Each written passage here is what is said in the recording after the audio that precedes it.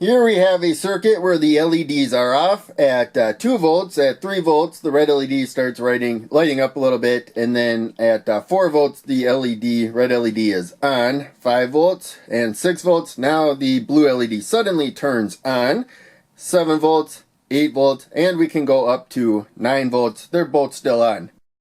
And if you wanted to see the voltages yourself, we got 2, 3, 4, 5, 6, 7, 8, 9.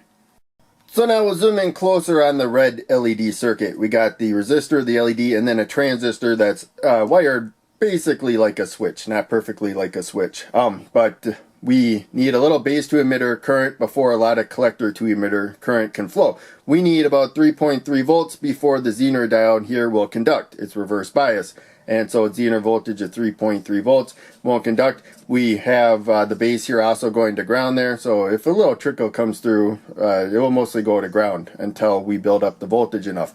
But we raise it above, at 3 volts, we saw we still had a little trickle. Above 3.3 volts, plus we have the 0.6 volts from base to emitter on top of that. So we need about 3.9 volts approximately before current really starts flowing. Again, it's not a lot of current. But we just need a little bit of base to emitter current to get the transistor fully on right there, and the red LED will light up.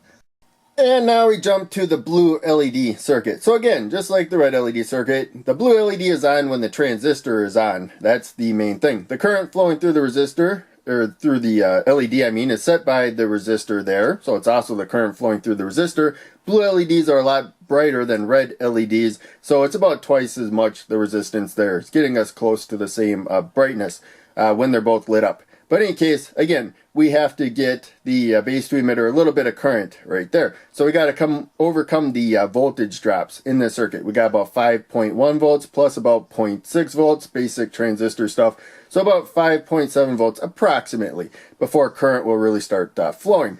The resistor is going to really limit the current though. But in any case, at lower voltages, you might get a little trickle and it might light up. So if I went to like 5.5 volts, the blue LED might have been glowing a bit, but by 6 volts it was, looks like on fully. And then again, we still have a pull down resistor there.